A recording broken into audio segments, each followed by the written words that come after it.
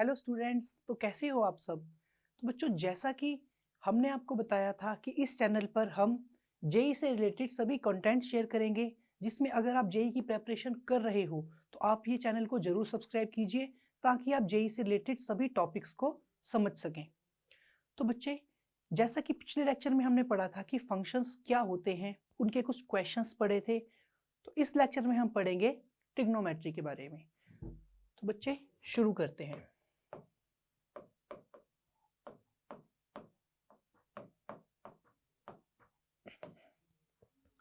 तो बच्चों, बात की जाए ट्रिग्नोमेट्री की, तो ट्रिग्नोमेट्री बच्चों दो वर्ड से मिलकर बना है, ट्राइगोनोन और मेट्रोन, जिसका मतलब होता है मेजरमेंट ऑफ ट्रायंगल्स। कुल मिला के बच्चों, ट्रिग्नोमेट्री में हम ट्रायंगल्स की साइड्स और उसके एंगल्स के बीच का रिलेशन ही पढ़ते हैं। हालांकि बच्चों ये आप छोटी क्लासेस में पढ़ चुके हो, बट फिर भी यहाँ पर हम उतना ट्रिग्नोमेट्री पढ़ेंगे जितना हमारे फिजिक्स में यूज होगा। बाकी ये चैप्टर आप दोबारा मैथ्स में भी पढ़ोगे। तो जो ट्रिग्नोमेट्री समझने से पहले हम समझेंगे कि एंगल क्या होता है। तो जो एंगल होता है उसे हम रिप्रेजेंट करते हैं थीटा से। तो जो एंगल समझने के लिए आप सपोज करो कि कोई भी दो लाइंस हैं जो एक दूसरे को क्या कर रही हैं, इंटरसेक्ट कर रही है, मतलब एक दूसरे को काट रही हैं। तो कोई भी दो लाइंस जब खुद को इंटरसेक्ट करती हैं एक दूसरे को, तो उनके बीच का जो भी रीजन होता है उस रीजन को हम क्या बोलते हैं बच्चा, एंगल। और इसे हम डिनोट करते हैं थीटा से। यानी हम कह सकते हैं it is region between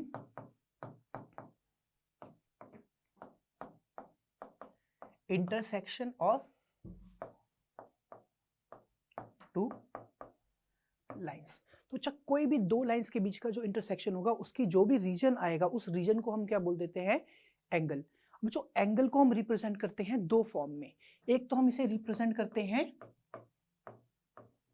degree में, और इसे एक हम रिप्रेजेंट करते हैं रेडियन में। अब डिग्री तो बच्चों आपने छोटी क्लासेस में पढ़ा होगा कि डिग्री में एंगल को कैसे लिखते थे। जैसा कि बच्चों मान लो कि ये कोई दो लाइंस अगर राइट एंगल पर थी तो इसको हम लिखते थे 90 डिग्री। अगर ये पूरा सर्कल कंप्लीट करती है इसको हम क्या लिखते हैं बच्चों, 360 डिग्री। ये तो आपने पढ़ा हुआ है कि एंगल्स को डिग्रीज की फॉर्म में कैसे लिखते हैं। पर बच्चों एक और मेथड है एंगल को लिखने का, वो है radian.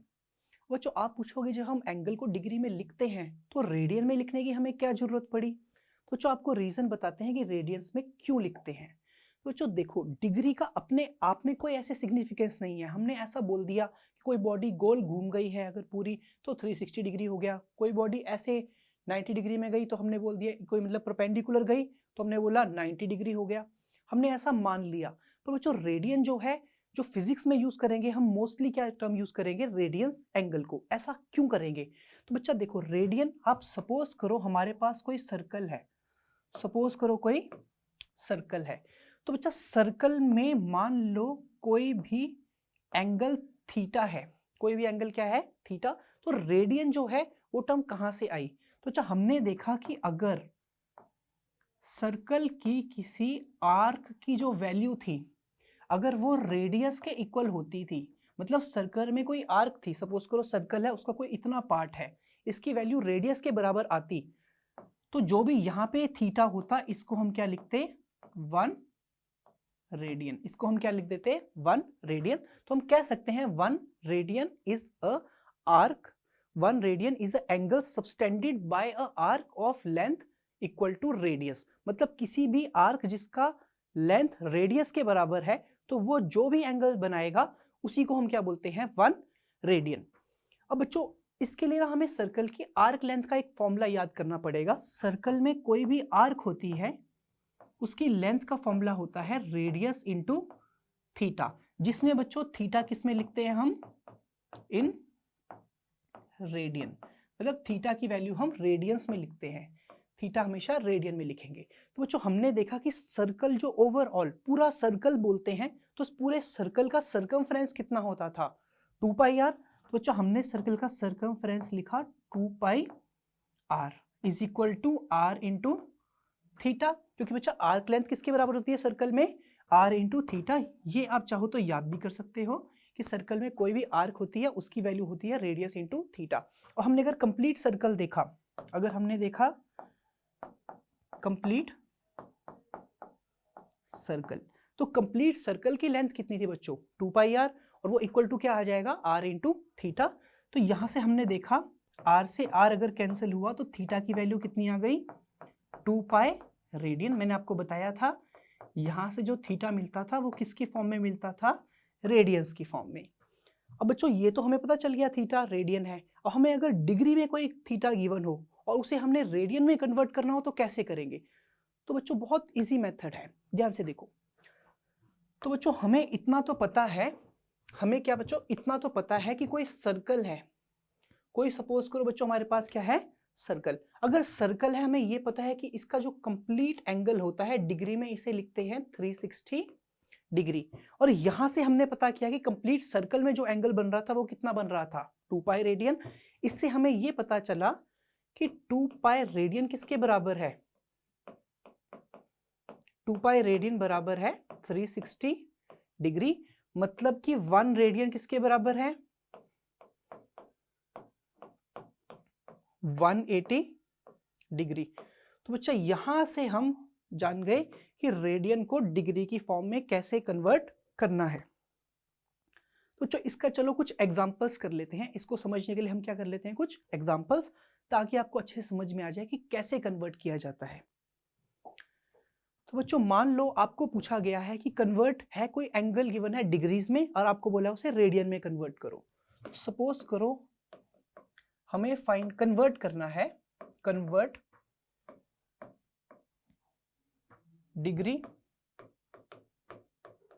Into radian.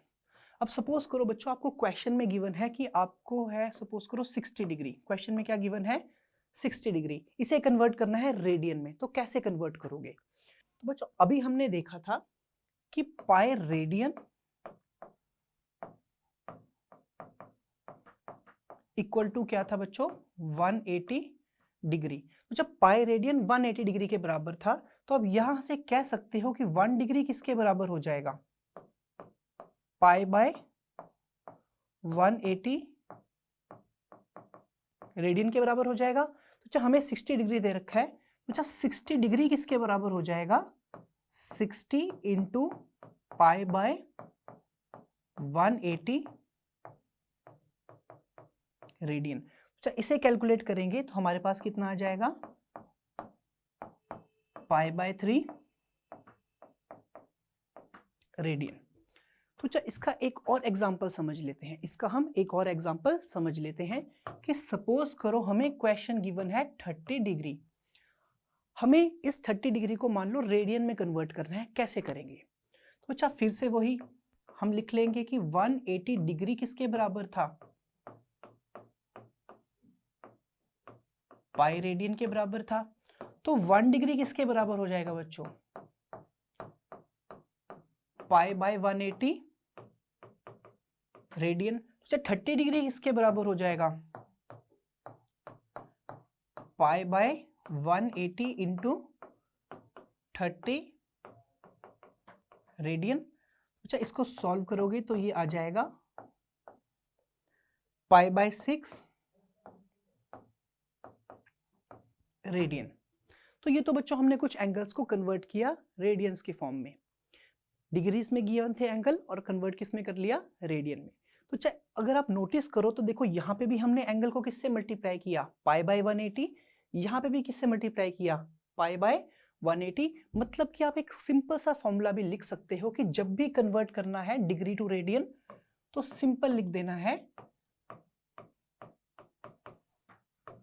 Multiply by pi by 180। मतलब कि किसी भी एंगल को आप पाई बाय 180 से मल्टीप्लाई करोगे तो वो डिग्री से किस में कन्वर्ट हो जाएगा? रेडियन में। एक और एग्जांपल कर लेते हैं बच्चों इसका समझने के लिए कि किस तरह से आप डिग्रीज को रेडियन में कन्वर्ट कर सकते हो। सपोज करो बच्चों क्वेश्चन में गिवन है 90 डिग्री, इसको रेडियन में कन्वर्ट करना है। बच्चों बार बार वो लेंथी प्रोसीजर नहीं करेंगे, अब हम सिंपल 90 इंटू क्या कर देंगे? पाई बाय 180 80 और ये किसके बराबर आ जाएगा बच्चों, π/2 रेडियन। बच्चों एक और एंगल, लास्ट एंगल देख लेते हैं कि सपोज करो आपको गिवन है 120 डिग्री, इसे कन्वर्ट करना है सपोज करो रेडियन में, तो कैसे करोगे बच्चा, वापिस से कि कोई भी एंगल अगर डिग्री में गिवन है उसे मल्टीप्लाई कर देना है π/180। बच्चा इसको सॉल्व करोगे तो वैल्यू कितनी आ जाएगी, 2π/3 रेडियन। अच्छा इस तरीके से कोई भी एंगल अगर आपको डिग्री में गिवन है तो रेडियन में कन्वर्ट कर सकते हो। सिमिलरली बच्चों हमने क्या सोचा कि क्या हो अगर हमें एंगल रेडियन में गिवन हो और हमें उसे कन्वर्ट करना पड़े डिग्री में, तो कैसे करेंगे। तो उसी से ही हमने एक और फॉर्मूला डिराइव कर लिया कि जब भी हमें कन्वर्ट करना है radian two degree, radian to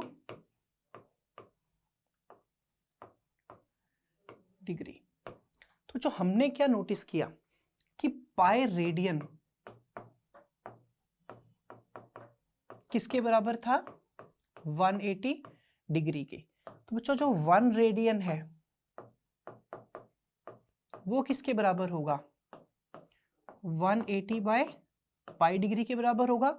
अगर मान लो कोई भी थीटा एंगल गिवन है, कोई भी हमें थीटा एंगल गिवन है, तो वो कितना हो जाएगा, theta into 180/π degree.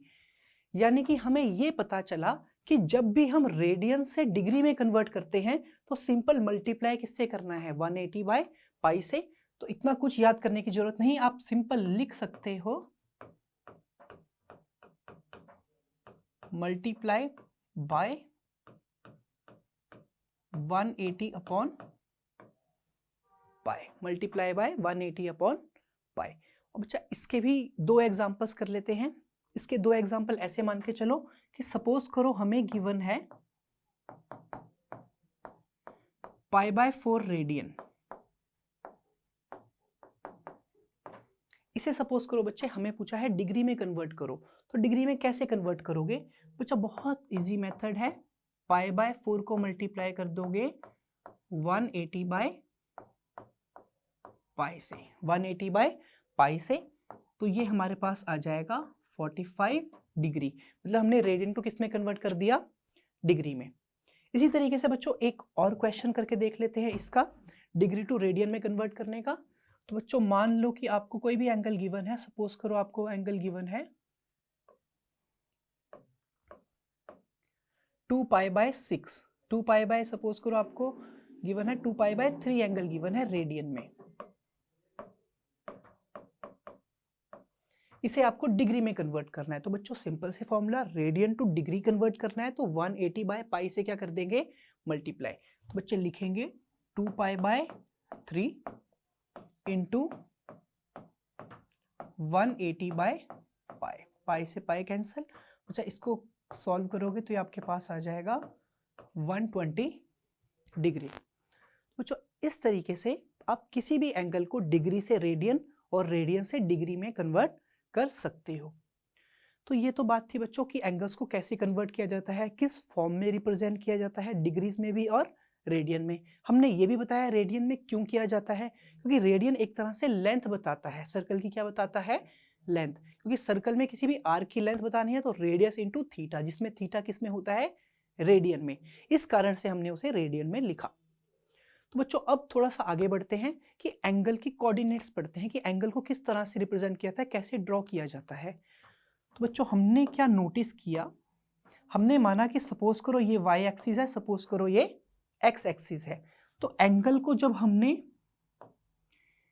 Anti clockwise major किया तो हम थीटा को लेते हैं बच्चों, क्या लेते हैं, पॉजिटिव। इसको हम पॉजिटिव मान के चलेंगे।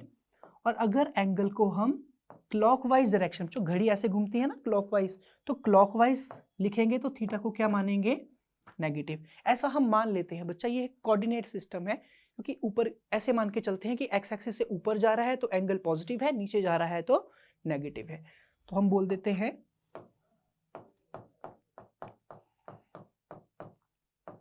कि एंटी क्लॉकवाइज डायरेक्शन को पॉजिटिव मान लेते हैं और क्लॉकवाइज डायरेक्शन को क्या मान लेते हैं, नेगेटिव मान लेते हैं। तो जो एंगल्स में इतना ही था।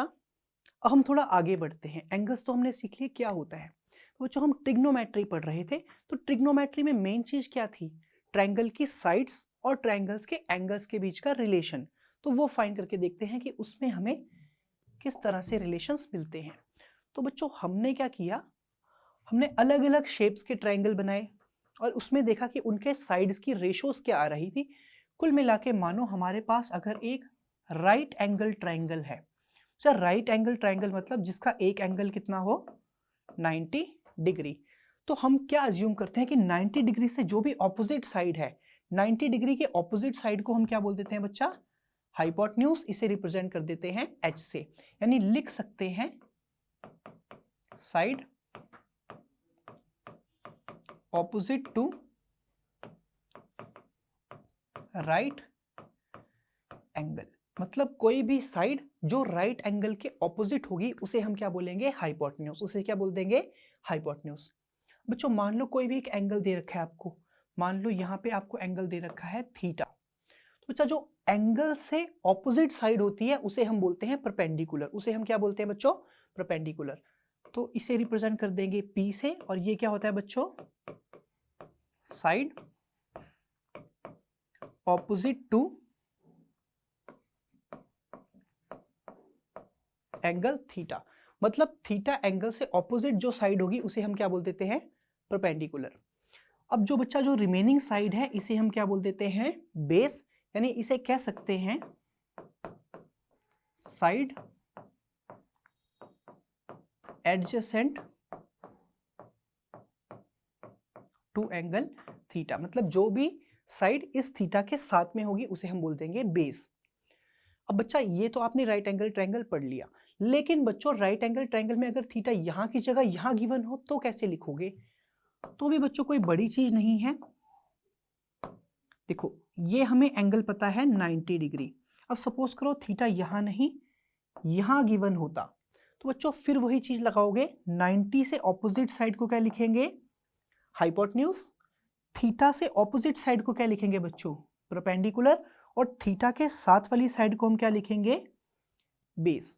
तो अच्छा इस तरीके से आप किसी भी राइट एंगल ट्रायंगल में परपेंडिकुलर, बेस और हाइपोटेन्यूज पता लगा सकते हो। अब बच्चों हमने देखा कि राइट एंगल ट्रायंगल था, आपने पाइथागोरस थ्योरम तो पढ़ी होगी, तो आपको बता देते हैं राइट एंगल ट्रायंगल में हमने क्या नोटिस किया कि perpendicular square plus base square equal to क्या आता था, हाइपोटेन्यूज स्क्वायर के। तो ये हमारे पास थी बच्चों पाइथागोरस थ्योरम, ये भी आपको पता होनी चाहिए। तो ये तो थी पाइथागोरस थ्योरम। अब चलते हैं बच्चों ट्रिग्नोमेट्री के ऊपर। तो हमने क्या नोटिस किया, हमने क्या नोटिस किया कि कुछ रेशोज हैं जो हमेशा क्या रहती हैं, फिक्स। जैसे कि बच्चों ट्रिग्नोमेट्रिक रेशोज थी कुछ, यानी सभी साइड्स की रेशो, जैसे परपेंडिकुलर, बेस और हाइट, इन सब की आपस में जो भी रेशोज थी उनको ही हम क्या बोलते हैं, ट्रिग्नोमेट्रिक रेशोज। तो हम पढ़ते हैं कितनी तरह की ट्रिग्नोमेट्रिक रेशोज होती हैं। ट्रिग्नोमेट्रिक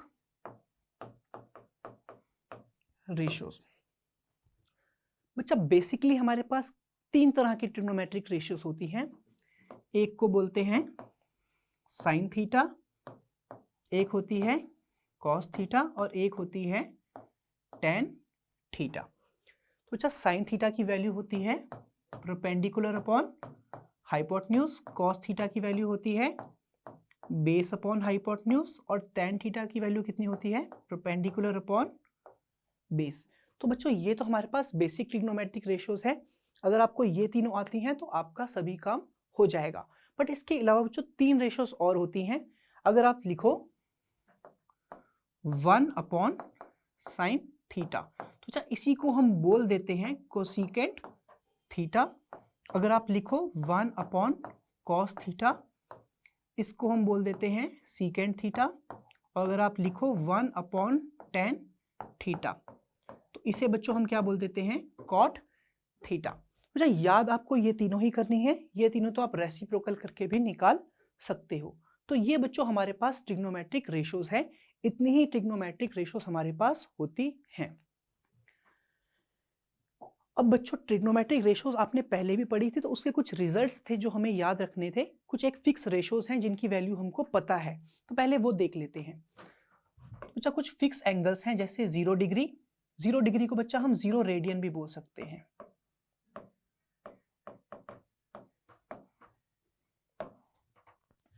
बच्चा दूसरा होता है 30 डिग्री, इसको हम बोल सकते हैं π/6 रेडियन। तीसरी रेशो है बच्चों 45 डिग्री, और इसको हम बोल देते हैं π/4 रेडियन। बच्चों ये मैंने आपको कन्वर्ट करने का तरीका बताया है, एंगल को मल्टीप्लाई कर दो π/180 से, तो रेडियन में कन्वर्ट कर सकते हो। फिर है बच्चों 60 डिग्री, इसको लिख सकते हैं π/3 रेडियन। और लास्ट बच्चों जो एंगल है वो है 90 डिग्री, और इसको क्या लिख देते हैं π/2 रेडियन। तो ये कुछ फिक्स एंगल्स हैं जिनकी रेशोस हमको पता है कि इतनी एंगल पे, अगर दो ट्रायंगल की दो साइड्स इतने एंगल पर होंगी तो उनकी साइड्स की रेशो क्या होगी वो हमें पता है, वो हमने कैलकुलेट कर रखी है। तो अच्छा, अगर साइन की वैल्यू देखी जाए तो साइन 0 डिग्री कितना होता है 0, 30 डिग्री कितना होता है 1/2, 45 पे वैल्यू होती है 1/√2, 30 डिग्री पे होती है √3/2, और 90 पे होती है 1। अब बच्चों अगर आपको साइन की वैल्यू पता है तो कॉस की वैल्यू आप आराम से फाइंड कर सकते हो। जिस सीक्वेंस में साइन की लिखी है उसके ऑपोजिट सीक्वेंस में लिख लो, तो आपके पास किसकी वैल्यू आ जाएगी कॉस की वैल्यू। तो कॉस 0 होता है 1 √3/2, 1/√2, 1/2 और 0। बच्चों अगर साइन और कॉस की पता है तो टैन की भी आप आराम से फाइंड कर सकते हो। सिंपली साइन को डिवाइड कर दो कॉस से, तो sine theta by cos theta. तो टैन की वैल्यू कितनी आ जाएगी 0/1 0। इन दोनों को डिवाइड कर दो, कितना आ जाएगा 1/√3 1√3। और बच्चों देखो 1/0 जो होता है इसे हम इनफाइनाइट भी बोल देते हैं और नॉट डिफाइंड भी बोल देते हैं। तो यहाँ पे क्या आ जाता है नॉट डिफाइंड। तो बच्चों ये कुछ बेसिक सा चार्ट है, ये आपने छोटी क्लासेस में भी पढ़ा होगा। तो ये बच्चों ट्रिग्नोमेट्री का एक बेसिक चार्ट है जो आपको पता होना चाहिए। लेकिन बच्चों इसके अलावा एक और ट्रायंगल है जिसमें कुछ एंगल्स की वैल्यू आपको पता होनी चाहिए, जो आगे आपको क्वेश्चंस में हेल्प कर सकता है फिजिक्स में। तो उसको भी देख लेते हैं बच्चों। तो नेक्स्ट ट्रायंगल देखते हैं। इसके अलावा बच्चा इन सभी ट्रिग्नोमेट्रिक रेशियोज को तो आपको पता होना चाहिए।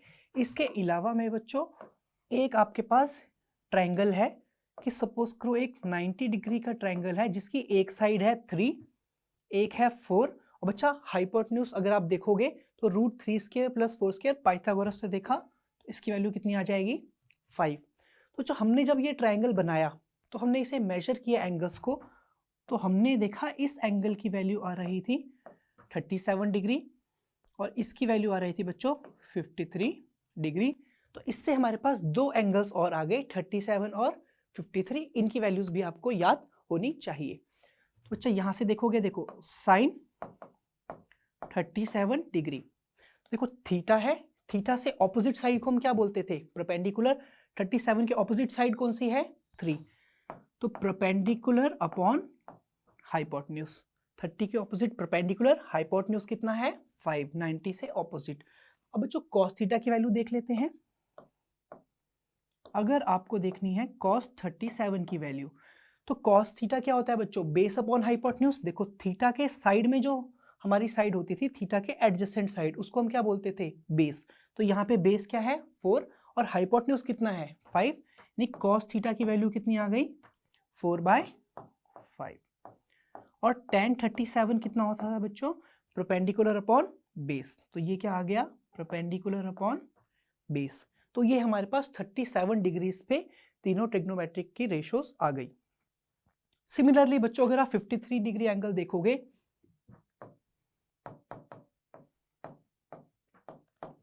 तो साइन 53 में देखोगे तो 53 के ऑपोजिट साइड कौन सी है 4, यानी ये है परपेंडिकुलर और ये क्या है हाइपोटेन्यूज। तो साइन थीटा कितना होता है perpendicular upon hypotenuse. Similarly cos theta क्या होता है, बेस अपॉन हाइपोटेन्यूज। देखो एंगल के साथ में क्या होता है, बेस, और 90 से ऑपोजिट क्या होता है, हाइपोटेन्यूज। सिमिलरली लिख दोगे 3/5, और tan 30 की वैल्यू बच्चा tan 53 डिग्री की वैल्यू देखोगे तो कितना आ जाएगा, परपेंडिकुलर अपॉन बेस। कितना आ जाएगा, परपेंडिकुलर अपॉन बेस। तो इस तरीके से हम सभी ट्रिग्नोमेट्रिक रेशियोज की वैल्यू लिख देंगे। तो अच्छा, ये वाला ट्रायंगल भी आपको याद होना चाहिए।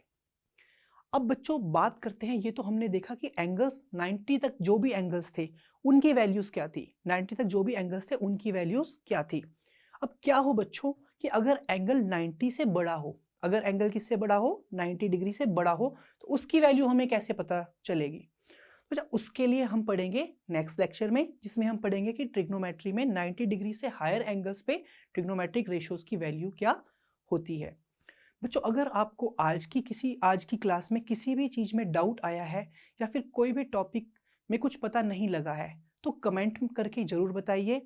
और बच्चों वीडियो को ज़्यादा से ज़्यादा लाइक कीजिए और शेयर भी कीजिए, ताकि आप इस चैनल पर बने रहें और इस चैनल में आपको और भी चीज़ सीखने को मिले। थैंक यू बच्चों।